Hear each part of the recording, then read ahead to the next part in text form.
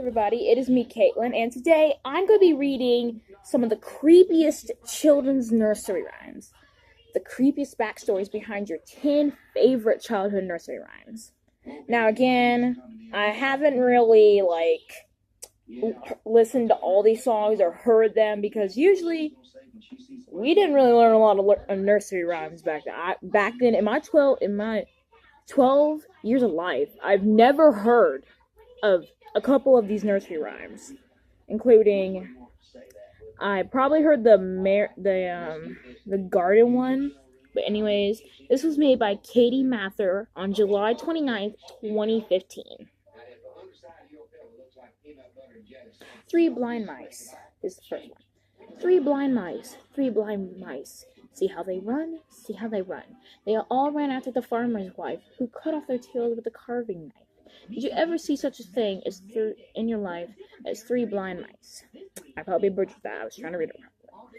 But anyways, this one, my parents never told me about. I never even knew this nursery rhyme until I found it out on freaking YouTube. On the creepy children nursery rhymes. This one is actually pretty creepy without the historical context. Note to self. Ask Mom why she thought it was okay for a 6-year-old to gleefully sing this. Queen Mary, I is the farmer's wife. Mention, although she had a cuter nickname during her region, Bloody Mary. You can guess why. The three blind mice represent the noblemen who weren't really down for Mary's implementing. What? Let's see it. Catholicism. I'm sorry, I can't say it right. Catholicism. That's how I'm gonna say it. Throughout England, and were convinced for plotting against her. Instead of chopping off their tails, however, Mary just casually burned them at the stake. Rockabye Baby. This one freaks me out. This is the reason why. Is because I remember my mom telling me this one. This is what, I remember somebody told me about this nursery rhyme. And I'm staying, and now my childhood is ruined. Why? I'm sorry. Anyways, Rockabye Baby. I heard this one by my grandma, by my mom, some people. I can't remember who it was. And Rockabye Baby was like this. Rockabye Baby in the treetop. When the wind blows, the cradle will rock. When the bough breaks, the cradle will fall. And down will come baby, cradle and all. I heard this one a lot as a child. I used to sometimes sing it, but I rarely sing it at all. The song is pretty spooky by itself too. But consider this: the next time you sing this lullaby to a sleeping infant, a proposed origin of the song says it's about King James II and Mary of Modena passing off a random child as their own in order to ensure a Roman Catholic heir to the throne. Ring Around the Rosie. Now this one I used to do a couple times. I used to sing this with my plushies because I had no friends, and I still don't have no friends. My nose freaking itches. My God, I'm sorry. Anyways, Ring Around the Rosie. Ring around the rosy, a pocket full of posies. Ashes, we all fall down. Nothing like teaching children about the bubonic plague as early as possible. Ring Around the Rosie is not actually about frolicking around a rose bush, but about the plague that killed 75/2 million people in the mid-1300s. The reason I'm scared is because what if this is still out here? What if this came back again and killed everyone? This is starting to scare me. The symptoms of contracting the plague included a red rash in the shape of a ring on the skin, as well as sneezing, which explains 95% of the lyrics in the rhyme. Pocketful of posies refers to how people would fill their pockets with sweet-smelling items to cover up the potential stench of death, and also the smell of rotting flesh. And also, because some were convinced that the illness spread via bad smells. Mary, Mary, quite contrary. Mary, Mary, quite contrary. How does your garden grow? With silver bells and cockle shells and pretty maids all in a row. Everyone knows this one, except I never learned this one. Because apparently, what if somebody in my family found out the origins of this before they even told me? Queen Mary. I was so popular and fun. She actually got a couple of nursery rhymes inspired by her. The garden is suggested by to refer to a graveyard because as she was conveyed the three blind mice. As conveyed in Three Blind Mice, Mary was a big fan of executing people. Silver bells and cockle shells refers to Mary's preferred instruments of torture, while pretty maids alludes to the guillotine, nicknamed at this time as the maiden. Silver bells were thumb screw tacks. They would squeeze on the people's thumbs until there was nothing left. Cockle shells were placed on the dude's you-know-what. Again, I'm not dirty. I'm not a dirty person, okay? I'm sorry. I'm not a dirty person. The reason I found this out was because it was on YouTube and I was searching up scary nursery rhymes. Well, actually, I was searching up, like, creepy fairy tales, I think, and I ran into it. Don't ask why. But they were placed on the you-know-what, boys. I'm sorry for being so close. Anyways, let's get to the next one before I run out of time on this video. I'll stop. Anyways, London Bridge is falling down. Now, I heard this one a couple times, but otherwise, I have not heard this one. London Bridge is falling down, falling down, falling down. London Fridge. Oh, I'm sorry. I said London Fridge. I meant London Bridge is falling down, my fair lady. Another one is that the Russian one is creepier than the American. The Russian one is about how they build it out of different things, but it kept on taking stuff.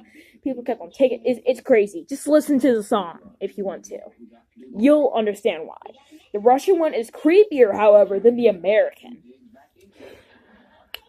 Not to be confused with the most underrated Fergie song ever. These London Bridge lyrics have so many horrific theoretical meanings behind them. Some suggest it has to do with a child's sacrifice. Their bodies need to be inserted into the foundation of the bridge to prevent it from falling. But a more commonly supported origin is that it was inspired by the devastating Viking attack in the early 1000s. And by the way, I never heard that last theory in my life till now. Oh no, I'm sorry. Anyways, Jack and Jill. I remember so many people telling me this rhyme. Or, I kind of do. Anyways, Jack and Jill went up the hill to fetch a pail of water. Jack fell down and broke his crown, and Jill came tumbling after. I literally cannot feel my foot. I can't feel. My foot is mainly dirty because I was outside playing. Oh God, you hate when you can't feel your foot? Oh God, I can't feel my foot. Like you feel, but like you feel like, like, wake up my foot when it's asleep. Anyways, let's read the rest of this children's nursery rhymes that are dark origins. You would think, and also this one, also another theory is kind of related to something men and women. Don't ask why. I'm a messed up child.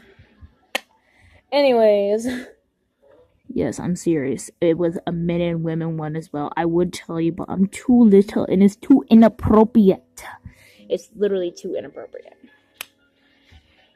I remember this one so many times. You would think this one would be pretty straightforward, but a small town in England claimed that this was about a real couple in the late 1600s who used to sneak up on the top of the hill for some adulterous activities. I told you!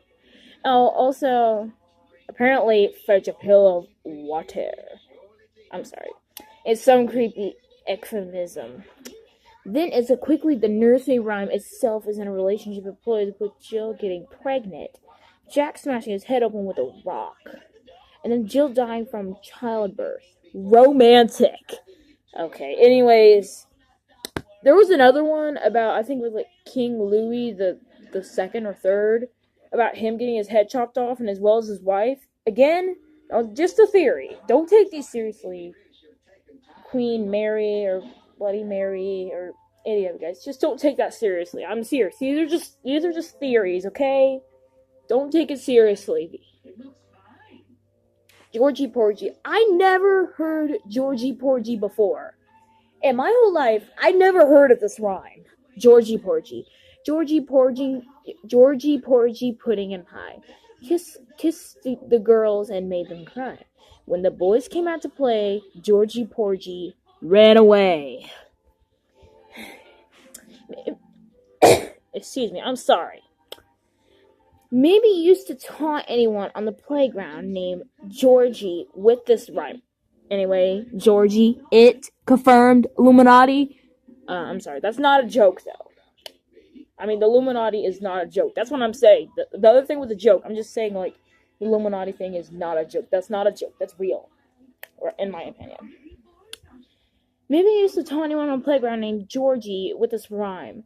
But you probably weren't aware at the time that it allegedly refers to a passionate gay affair involving European royalty George Villiers with a duke attempting to climb up the social ladder and supposedly dump Anne of Australia. Kissed the girls and made them cry, suppressed the King James I. Parliament hated the relationship and forced it to end. In destruction, Georgie emotionally followed without a fuss.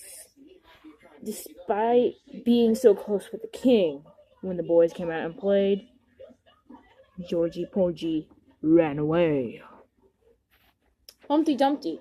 I remember this one. And the classic rhymes that now are, oh dear. Humpty Dumpty. Humpty Dumpty sat on a wall. Humpty Dumpty had a great fall. All the king's horses and all the king's men could have put Humpty together again. There